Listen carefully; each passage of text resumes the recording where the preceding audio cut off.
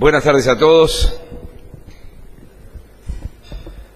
Un inmenso honor para mí estar esta tarde aquí. Un agradecimiento especial al Rotary Club Montevideo, que el año que viene va a llegar a los 100 años. Un reconocimiento que tomo como personal, obviamente, pero que tomo como un acto de reconocimiento y defensa del periodismo libre y la pluralidad de expresión como uno de los pilares fundamentales de la democracia, como dice el título de la convocatoria de esta tarde. He tenido la suerte, capaz que la ayudé un poco con trabajo, de haber trabajado con algunos de los más grandes hombres de radio que tuvo el Uruguay. Con Héctor Oscar nos conocemos literalmente hace 40 años, diría Héctor Oscar, y es verdad, éramos unos chiquilines. Y nombrar al doctor Héctor Oscar Amengual es nombrar a don Héctor Amengual. Si yo veo allí a Bert Rupeñán es nombrar a don Antonio Rupeñán. Si veo a mi querido Alejandro Beizo, director Azul FM, hablo de José Luis Beizo, su padre, también integrante de aquella gloriosa Difusoras del Uruguay. Hablo de Raúl también, Raúl Beizo, don Raúl Beizo, director propietario de Azul FM y tío de Alejandro. Me tocó trabajar también con Jorge Nelson Mullins, casi 15 años en Radio Sarandí. Pasa el tiempo y se queda en nosotros, pero ha sido un aprendizaje y un orgullo haber trabajado con esos hombres de radio, como decía Mullins, como decía tu padre, Héctor Oscar, aquellos broadcaster, gente de radio que sabía de radio y hacía radio. Esto no puede ofender a nadie, ¿no? Si alguien tiene plata y quiere comprarse una radio, la compra, pero ha habido y hay, aunque escasean, hombres de radio.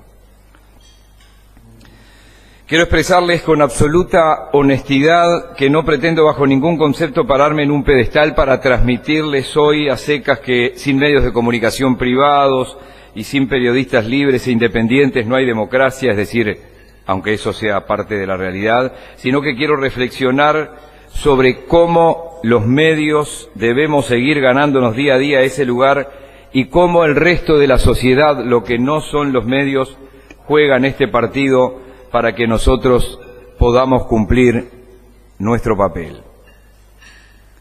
Mi medida pretensión este mediodía, el comienzo de esta tarde, es que mis palabras nos sirvan para reflexionar juntos en el acuerdo o en el desacuerdo sobre 4 o 5 puntos en los que me pararé en una locución que va a ser breve, no se asusten. ¿Qué medios y qué periodismos hemos tenido en el Uruguay y qué periodismo tenemos hoy? Me pararé ahí. Y me voy a parar en las tendencias e intenciones de los contenidos y análisis periodísticos y no qué medios teníamos hace 150 años y qué medios tenemos hoy, porque obviamente hay notorias diferencias de las plataformas tecnológicas.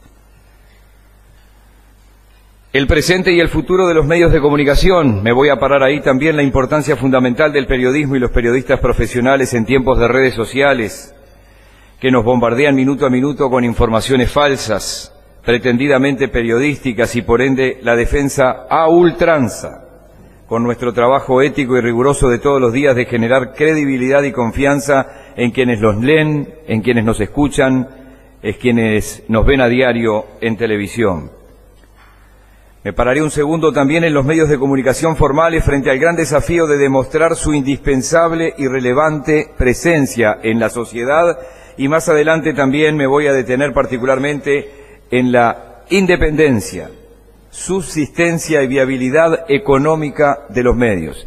Y por último, pretendo detenerme brevemente en nuestros gobernantes, los locales y los internacionales, que un día sí y otro también pretenden decirnos cómo y qué periodismo tenemos que hacer.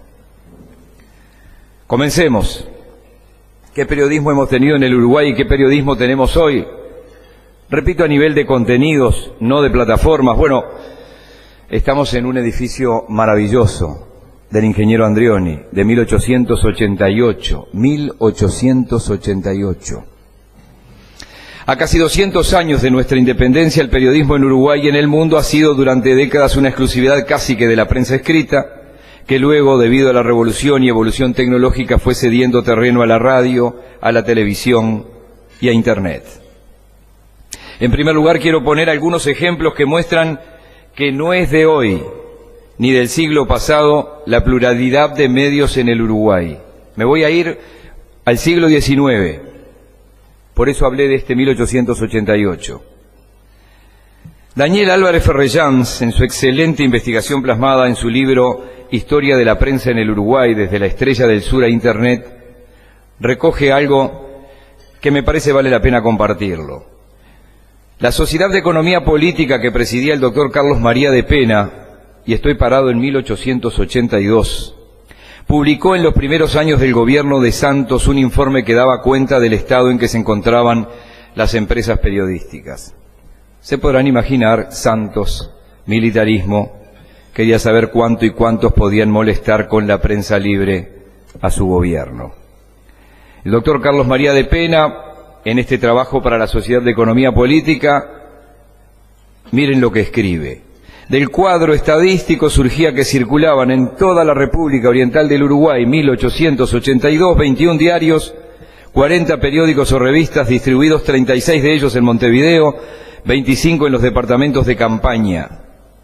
Se refiere en el informe a una tirada total de 30.000 ejemplares. Una cifra que se considera muy abultada si se tiene presente que en esos momentos La Nación de Buenos Aires hacía alarde de que era el periódico de mayor circulación del Río de la Plata, publicando un aviso diciendo que su tiraje alcanzaba los 8.000 ejemplares. 30.000 en el Uruguay. ¿Cuántos habitantes teníamos? Le calculo que unos 500.000, porque los censos de esa época hay uno de 1860, el que le sigue es de 1908, el de 1860 hablaba de 223.000 personas y el de 1908 de 1.000.000, o sea que supongamos que había 500.000 personas en Montevideo y el Uruguay de aquel entonces. Avancemos 80 años y vengamos a la década del 60 del siglo pasado. Verán los más veteranos que la elegía exprofeso para encontrarnos con la televisión, que todavía estaba en pañales, con servicios informativos radiales notables, con masiva presencia en la ciudadanía de todo el país y con una prensa escrita que seguía representando casi en su totalidad, directa o indirectamente, a un político, a un sector político o a sectores de la política nacional. No se ocultaban de ello. Hacemos memoria rápidamente. El Día, los herederos de don Pepe Valle. La Mañana, de los Manini Ríos, coloradismo riverista.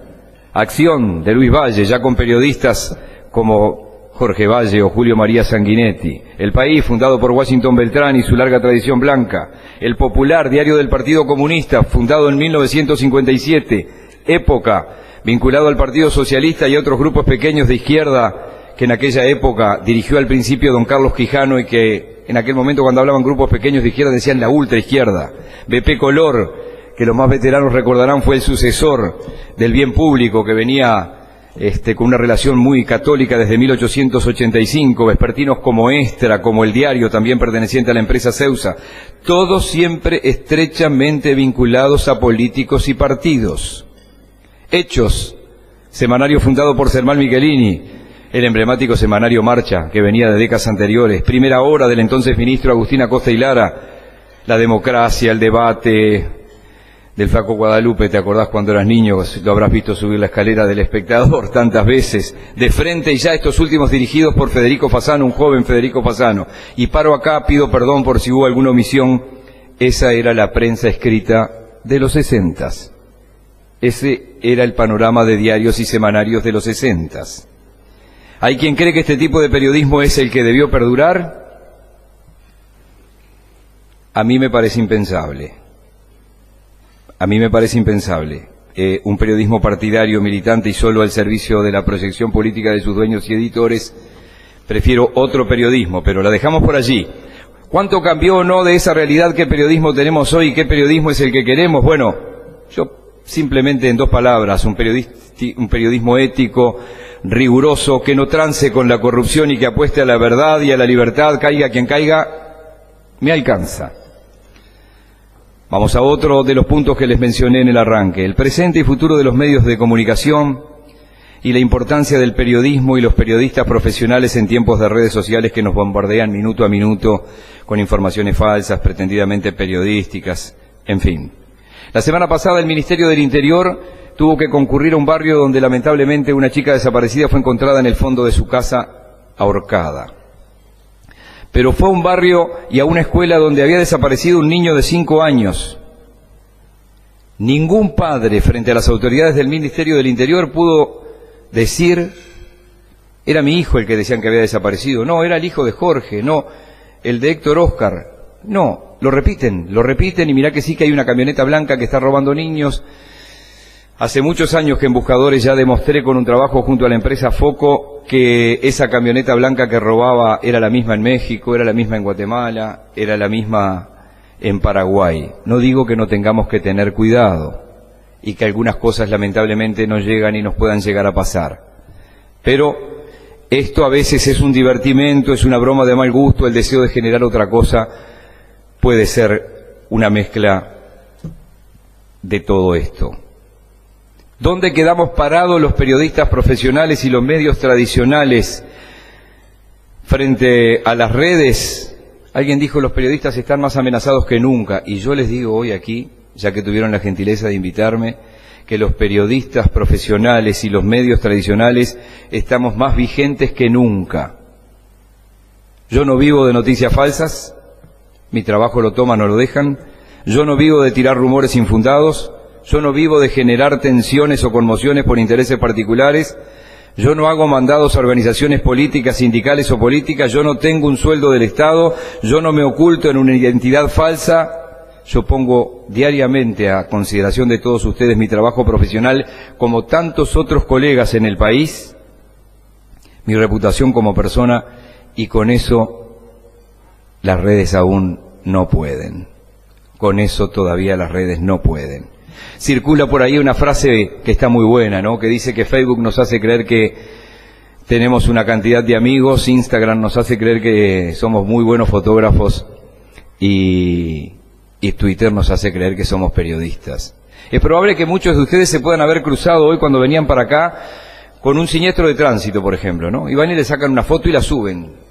Choque en 18 y Roslo. Y ahí terminó el trabajo de periodistas de ustedes.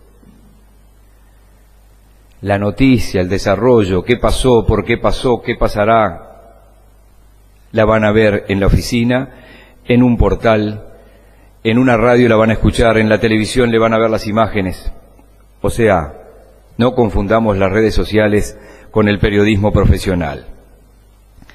Voy a unir ahora los puntos 3 y 4 en los que, con los que titulé esta exposición, es decir, los medios de comunicación formales frente al gran desafío de demostrar su indispensable y relevante presencia para la sociedad y las libertades públicas. Créanme, y acá hay muchos hombres de radio, yo soy muy imperativo al hablar y parece que tengo razón, simplemente estoy dando datos y a veces opinando. Créanme que no hay mayor independencia del medio periodístico y de los periodistas que la independencia económica. Y aquí el partido no lo juegan solo los medios de comunicación tradicionales.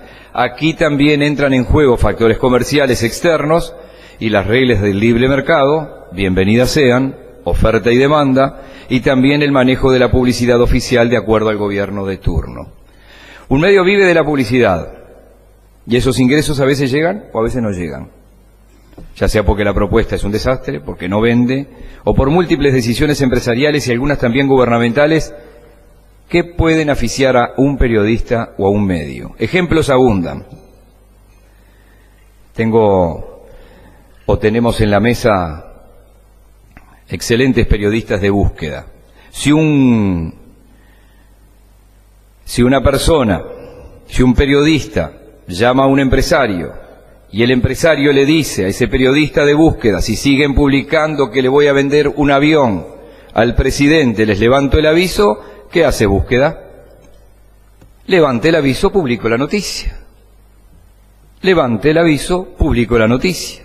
Si un jerarca del gobierno anterior me dice en la cara qué buen trabajo periodístico que estás haciendo y le pregunto por la distribución de la publicidad oficial y me dice yo no tengo problema con la distribución oficial, me manejo por los ratings y ponemos donde hay mayor rating. Bien por Tinelli, ese programa periodístico no tendrá ese aviso y ese periodista seguramente tendrá que dejar el programa que ese jerarca elogió. Si un jerarca, o mejor dicho, si determinadas cámaras empresariales se molestan porque sale a luz en un medio alguna noticia que compromete a uno de sus integrantes, y antes de analizar la situación de ese integrante, si es cierto o no el hecho que los involucran, deciden hacerle la cruz a ese medio y al periodista, ese programa y ese medio tendrán dificultades para sobrevivir. Si la publicidad estatal se otorga con criterios que no siempre son claros y algunas veces, y desde siempre, claramente benefician a amigos y o correligionarios, esos medios tendrán dificultades para subsistir. Y en el interior ni les digo cuál es el drama, yo vengo de ahí, ¿no?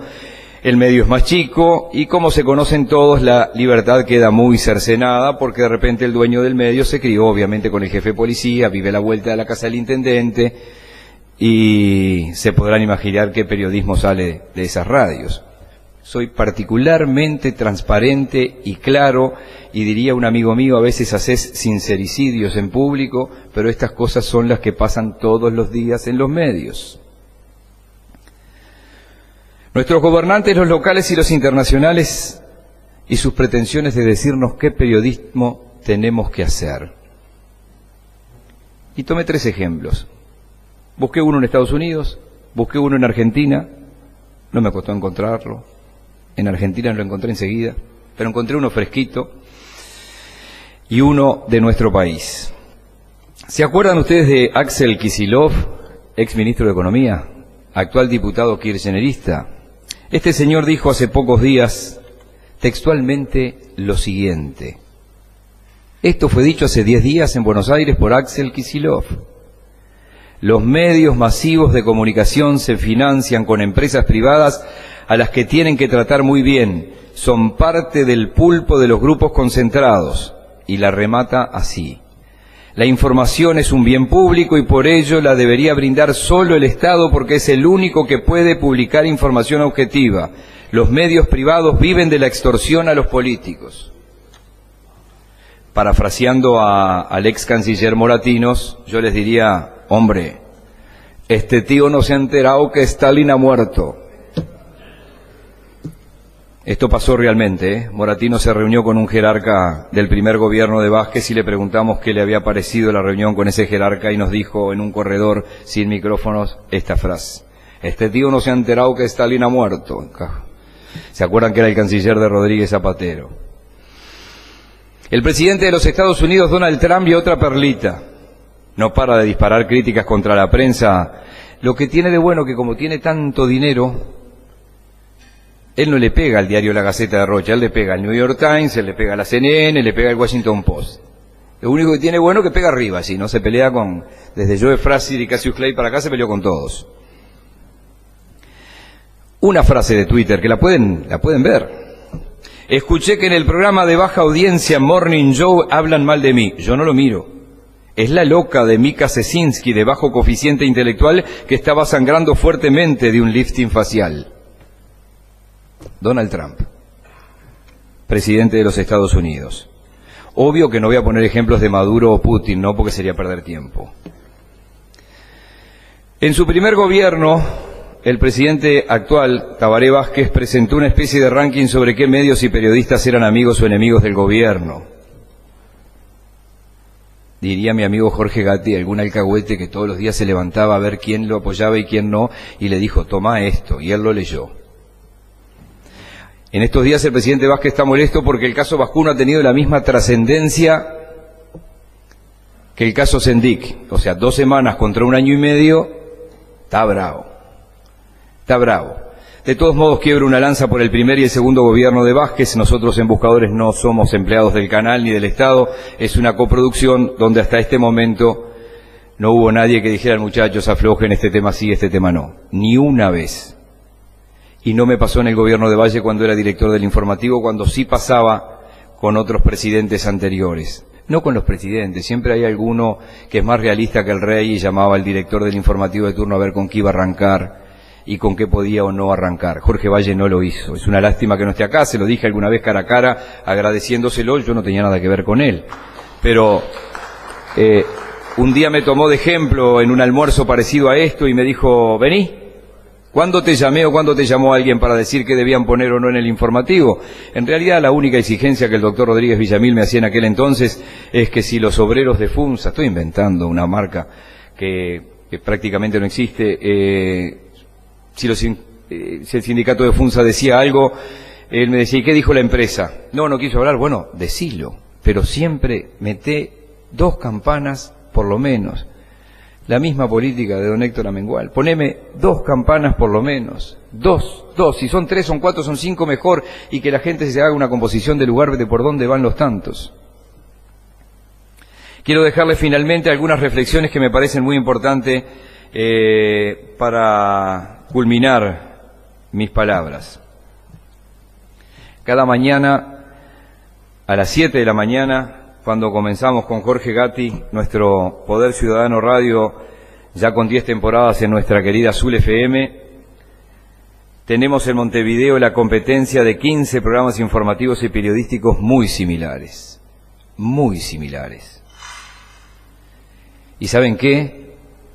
Algunos de ustedes nos eligen a nosotros y otros no. Y eso es lo que no debe morir nunca. La pluralidad de la oferta periodística, de los medios, la posibilidad de que cada uno de nosotros sea elegido cada día libremente por cada uno de ustedes, porque ese o esos periodistas le transmiten la confianza y la credibilidad como para informarse con ellos con transparencia y libertad. Quiero reconocer además el esfuerzo empresarial de diarios y revistas con edición impresa, que muy mal heridos por la evolución y transformación tecnológica siguen jugando un papel clave y fundamental en favor de muy buen periodismo en algunos casos, pero sobre todo también de la libertad de expresión. Quiero hacer un paréntesis muy breve de reconocimiento a alguien que lamentablemente hoy, por razones de salud, no nos puede acompañar y que ha sido durante tantas décadas una bandera de la libertad de expresión, como es Claudio Paulillo, que hoy lamentablemente no está con nosotros.